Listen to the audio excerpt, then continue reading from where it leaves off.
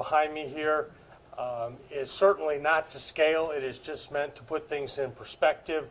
One of my major goals here is to give viewers and the public a little bit of sense of what happens when we get a call, something like this. It can be extremely chaotic, to say the least, and information comes at us.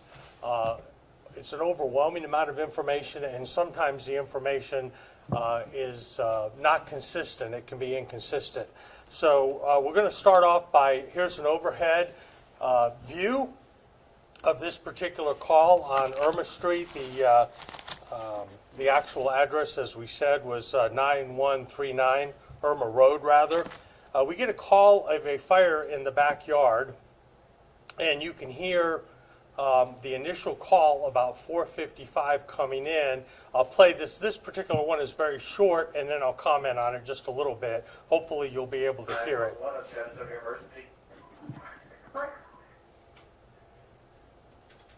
Just a fire in the barn.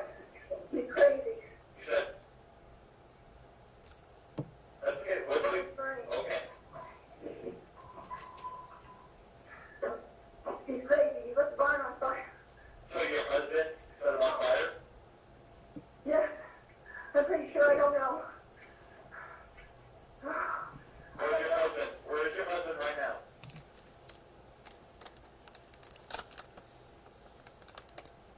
Okay, as you can see, that's the first thing we get. And again, hindsight being 20/20, we know that this was an incident that was intentional. But based on that, it could have been a couple different things. It could have been intentional, as we heard. It could have been careless, and this particular individual was upset that somebody she knew was careless enough to set the barn on fire. Or it could have even been, we've seen cases where it's a drug lab that gets away from, the chemical reaction gets away from those individuals and starts a fire. So we really, at this point, had no idea what we had other than a fire in the backyard in a barn that was apparently set by somebody either intentionally or because they were careless. Shortly thereafter, about 5 minutes later, again, fire rescue's already been dispatched. Law enforcement was probably dispatched in a non-emergency manner because of traffic control and so forth. But we do get, about 5 minutes later, we get a call of possible shots fired. We believe that 2 people are shot. I'll play a little bit of a fairly long 911 call for you. Again, some of these calls have been redacted. That's why there's some pauses in there. Some identifying information has been taken out. We get some information that possibly the person is still shooting. And we're also getting calls that there are explosions. And it's important to note we got at least 9 calls on this from 9, I believe, 9 separate individuals. So we're only giving you a very small piece of what we were getting in, just to kind of give you a flavor of what's going on. Again, you can pay attention to this. It's a little bit difficult to understand because the person is obviously very frantic. Next one. There's a fire. And there's this one. Why am I sending this to stop this? Take a big breath for me, okay? Take a big breath. What is your name? What is your name? Your address.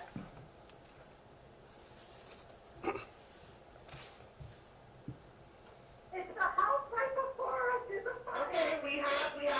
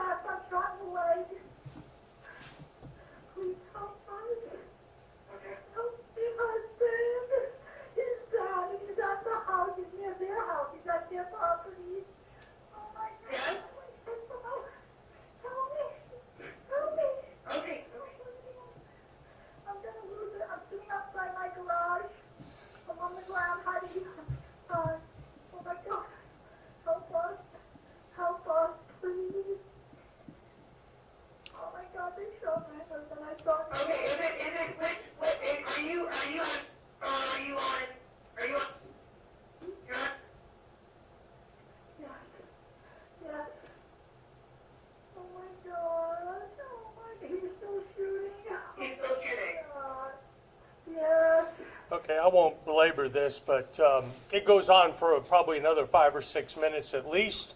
At the end, another individual comes to her and actually, we'll find out later, brings her to law enforcement. She is one of the ones that's injured. But in this particular situation, now we know that there are people injured. It appears as though they're being intentionally injured by an individual. We still don't know what the motive is. We don't know what the situation is.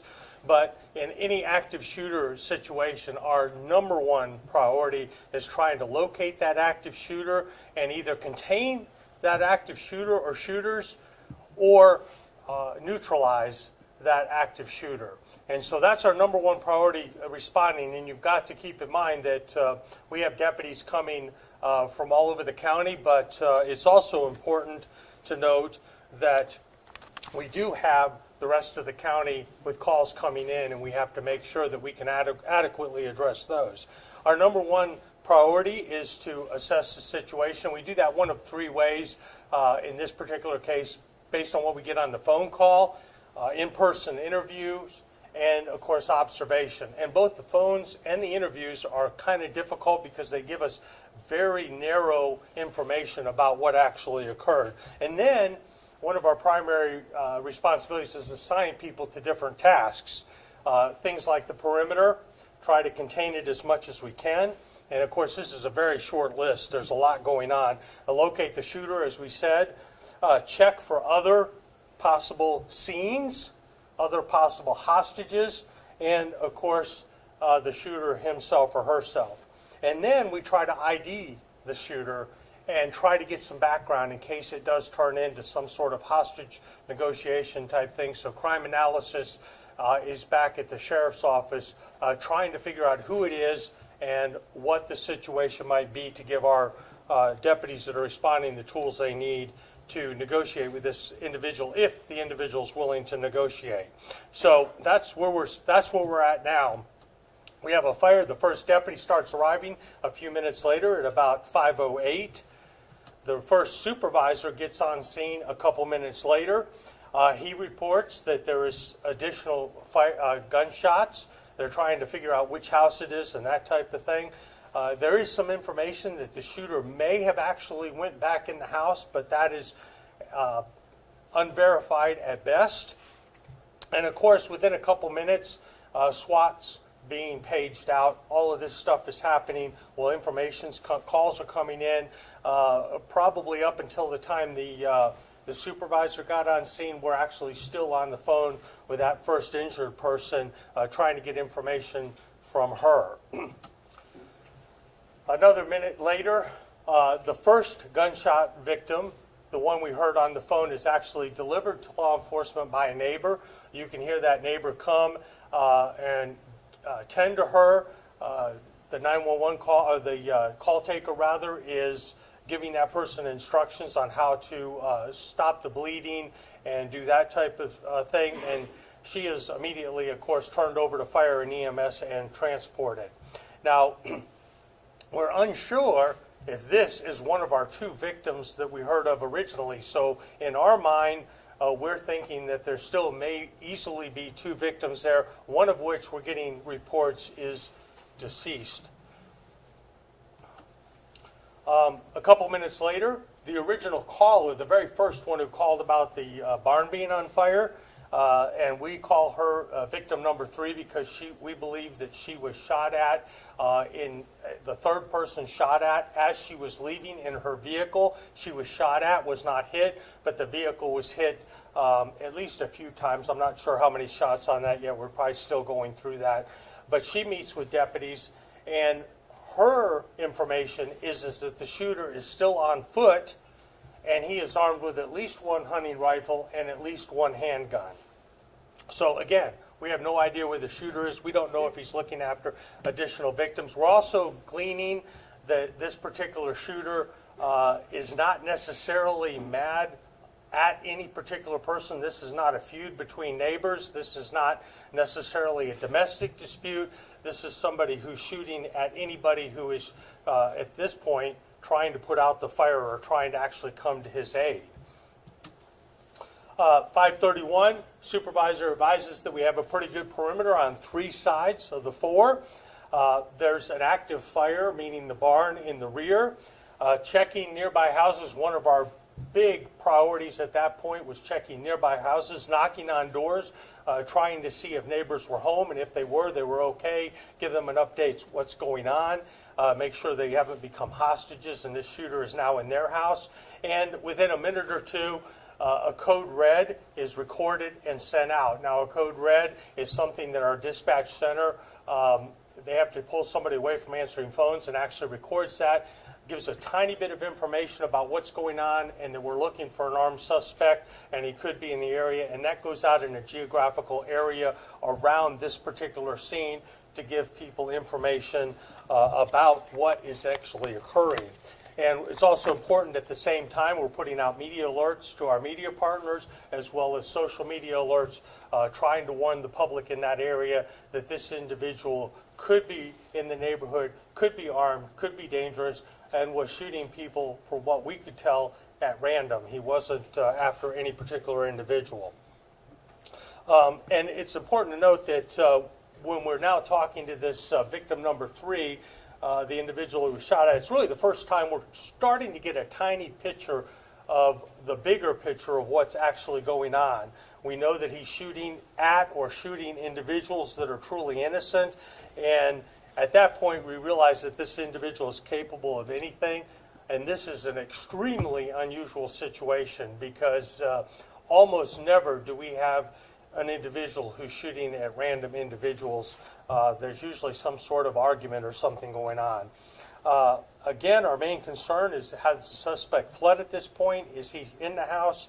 Is he out back? And that does happen more often than you might realize, that by the time we get a perimeter set, a suspect has fled. Again, we're trying to find out if the neighbors are okay, let them know, and of course, as I said a minute ago, we're putting out a bunch of alerts.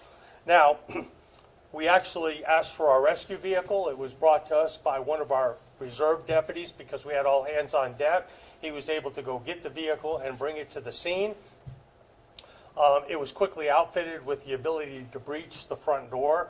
We had a couple things going on at this time. We were trying to determine if the person was in the house, and we were also trying to locate those supposed 2 victims. We later found out there was only one victim, the one who was believed to be deceased, but we wanted to do that as well. So the decision was made after it was rigged up to breach is that the armored personnel vehicle attempts to locate the individual, first putting some information over the loudspeaker to our suspect, asking him to respond and come out, and about the same time moving around the house to try to see if they can locate the victim in the back. We did have some intel through observations, either deputy observations or drone observations, that this individual was down and was definitely not moving at all. And based on that and the information we got, we knew that it was a very serious injury, and he was, we thought he might likely be dead. They do make contact with the person in the backyard, and they do see some signs of life, and they extract that victim at 6:28, along with members of fire rescue that were actually in the rescue vehicle with us, and we're able to get that individual out. 7:05, after they get that individual out, the rescue vehicle returns to the house and attempts to make contact with the individual and breaches the door. That's the first time that we actually, at 7:05 to 7:08, first time we actually see that the suspect is definitely alive, definitely in the house, and is still armed. At this point in time, Major Case is now working to get an arrest warrant for this individual for what had happened. And over the next hour, they keep trying to communicate with the person. And again, in a very unusual situation, the person refuses to talk to us at all. Doesn't tell us to leave, doesn't yell at us, doesn't try to negotiate. There's actually no communication whatsoever, but we do know he is alive and he's walking around and he is armed. They do deploy after about an hour of failed negotiations. that tear gas is entered into the house, and the suspect does decide to leave at 8:22. I think chemical agents were deployed at 8:16. 8:22, the person exits the house onto the porch and is armed and does raise that weapon in the direction of the SWAT team members. And SWAT team obviously fired on that individual, and the suspect was down shortly thereafter. So now that's kind of taking you through what we knew and when we knew it. But what we found out, what happened prior to us getting there, is also very telling. What we learned from the individual who came home and was shot at, the original caller who was shot at, this person gets to the house and determines that the shooter has apparently set the barn on fire. That happened before this individual, before she got to the residence. When she gets home, she sees that the shooter's pet parakeet has been shot and killed, and that the barn is on fire. That's when she calls law enforcement, and she tries to flee. Now, all about the same time, we have victim 3 tries to flee in her vehicle. Suspect is on the back porch shooting. Victim 1 is shot by the pool, unable to move, and is reported as being deceased. Victim 4 is shot at. Now, this is the individual that took victim 2 to law enforcement. He was shot at, but was not hit. And of course, victim 2, we heard on the call, was shot while trying to help, but retreated to a residence. So that's kind of everything that happened prior to us getting there. Now, once we get to the scene and we start finding out what's going on, we see in the living room area, we have a loaded shotgun, a loaded gun the suspect was holding, a live round, a loaded rifle, unloaded revolver, and then, of course, that's the location of our suspect. You can see there that we got 12 firearms out of the house, 6 long rifles, 2 with scopes. We do believe that the person in the backyard, our preliminary information is that he may have been shot with a .30-30 hunting rifle. We also got 2 shotguns, 3 revolvers, and 1 semi-automatic handgun. The calibers, as you can see, is .22, .380, .30-30, .243, and a 20-gauge shotgun. Around 70 rounds of ammunition was recovered, which included both spent shell casings as well as live rounds. You can see some pictures from inside the house, various loaded firearms in the foyer. He was it appears, of course we can't talk to the individual because he is deceased, the suspect, but it appears that he was staging these in different areas of the house. He was certainly ready for a fight. We can see on the back porch, a loaded revolver on the back porch with spent casings, a spent shell casing on the floor there on the deck. Victim 1 was just beyond this viewpoint to the right, and a loaded rifle was discovered in a room near the suspect. Again, multiple spent casings on the porch, and then, of course, you can see the door that goes into the kitchen. Victim 1 was located to the left there, out that door. That's the door that comes into the kitchen. And again, even more multiple rifles and long guns that were staged in different areas of the house. This is the doorway. This is the backyard. This is roughly where the victim was that we recovered. The doorway to the kitchen with the guns, multiple shell casings out there, revolver and shell casing, various live and spent rounds of ammunition in excess of 50 were on the ground there. It is important to point out that the neighbors said that he was shooting during the day. We don't know if there was any targets specifically he was shooting at or if he was just shooting randomly. So that's pretty much where we stand now.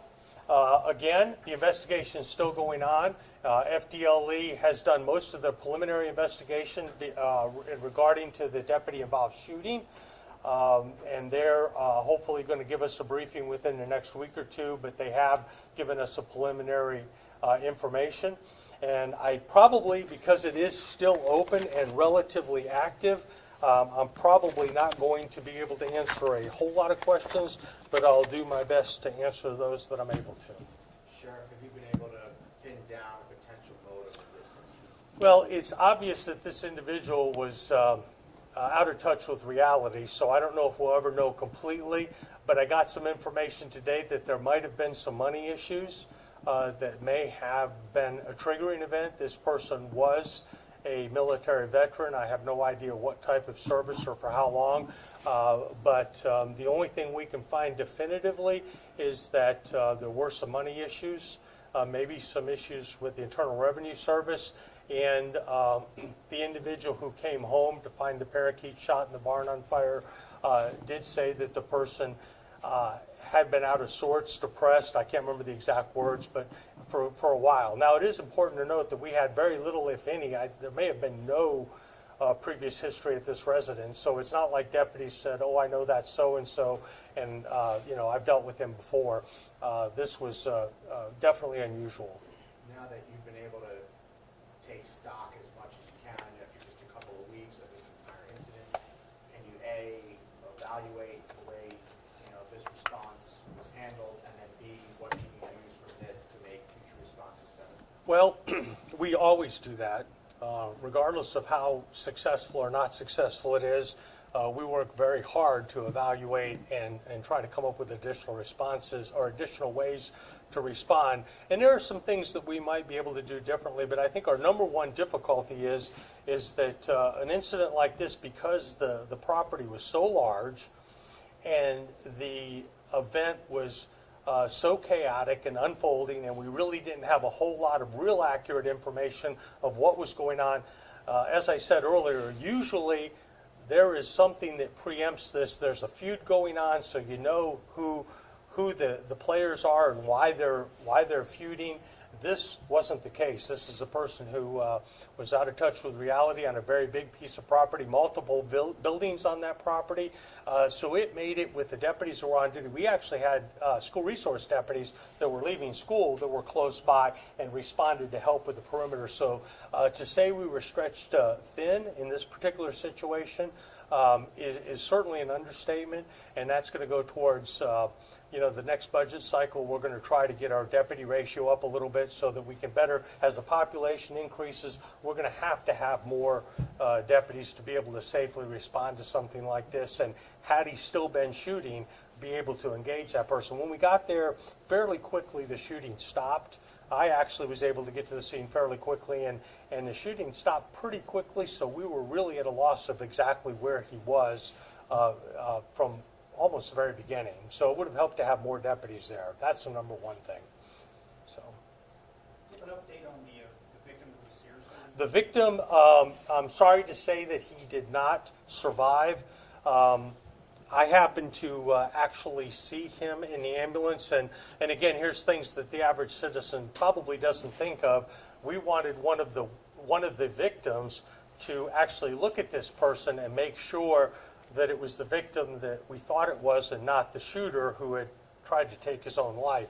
And I will tell you the wound, without going into too much graphic detail, was an extremely serious neck wound with what we believe was a 30-30. So it was a difficult situation, and even the witness thought the person was deceased. But there were some signs of life, and of course we were certainly hopeful, and that's why we recovered that individual. So he did end up perishing a couple days later. Are you?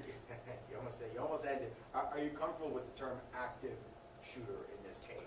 Well, I guess it depends on at what point you can take snapshots. For the first several minutes, it was definitely an active shooter, and the person was moving and shooting at anybody that came near the residence. After we started getting a handful of deputies there, the shooting did stop, and the person went into a barricaded mode. We didn't know that until we actually breached the door. We thought he could have fled and could have been heading towards the restaurants on State Road 50 for all we knew. But in hindsight, it became a barricaded subject relatively quickly in the unfolding of events. And have you been able to establish how the shooter, or if the shooter, I assume they did a little bit, how he knew these victims? They were neighbors. And again, there was no indication that these individuals had any ill feelings towards each other. So I think that's why you could hear the person, and again, the 911 call is much longer, but you could hear the individual, not just going through a very horrific experience, but trying to rationalize what's actually going on, because I don't think this was something that they had ever expected. It was totally out of the blue. Do you think this subject recognized you folks as representatives of the government in some sick way? I have no idea. He did not, not that we know of. We did hear some shooting fairly early on, as I said. When the first supervisor got there were still some shots being fired. I don't think we've been able to narrow down whether those were random shots, whether they shots at something he perceived. We can't talk to him, obviously, or whether he was actually shooting at deputies he might have seen moving. I don't think we had any deputies reporting that they felt like they were being shot at, but of course, we're talking about, a fairly large piece of property. We don't know where the shooter is, so he may have been directing some of that at us, but we're not exactly sure why he stopped shooting, whether he saw us or whether he just had shot the people he did see coming to the barn to try to help put out the fire, and then didn't see any other people. And of course, we'll never know. Yes, sir. Is there any record that the shooter had any kind of interaction with the sheriff's office? No, as I said, I don't think we had any interaction with that individual at all.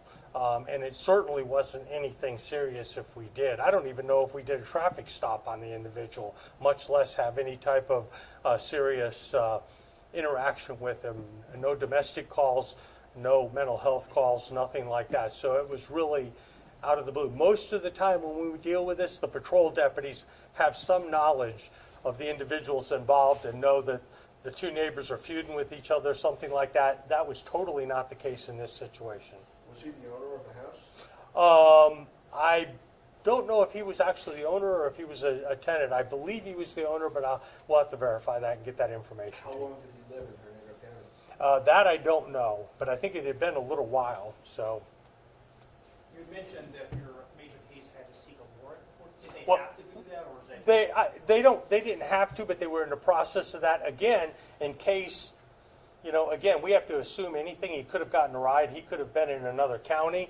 And of course, if anybody runs into that person, we want to make sure, number one, for the safety of those involved, the law enforcement people involved, that this person is wanted for a very serious violent act, and also so they have the ability to arrest that person the minute they run into him. So all that, and a warrant to search the property too, because had he survived, we wanted to make sure that we didn't do anything that might have jeopardized our case against them. So all that is happening contemporaneously. So. Do you know how many deputies were there total? I don't like to give specific numbers, and of course they were arriving minute by minute, both on duty and off duty, being paged out, the SWAT team and so forth. And again, that's a logistical issue to deal with, setting up a command post and getting people to where they need to be. But I can tell you that after many, many minutes, probably about the time the armored personnel carrier got there, the rescue vehicle, there were probably at least a few dozen deputies there. But again, it takes time to get them there. They don't all come at one time, You said he was a veteran.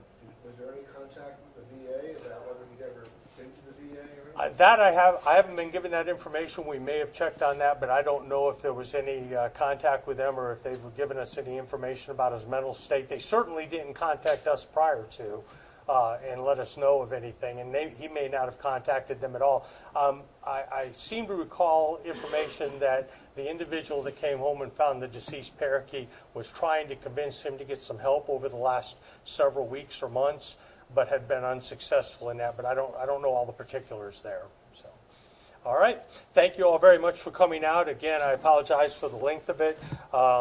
If you have any information, the 911 calls have been redacted and they're available if you would like them. Just get with our public information officer. And if you have any follow-up questions, the PIO team will be happy to help you out. Thank you all very much and have a good afternoon. We're gonna put the 911 calls and the photos that you saw up here on a portal and have you take them from there. We'll send that out when it's ready. We'll get that ready pretty quick. The car you shot that day, right? Yeah. Anything else, anybody? Thank you for coming. We appreciate it.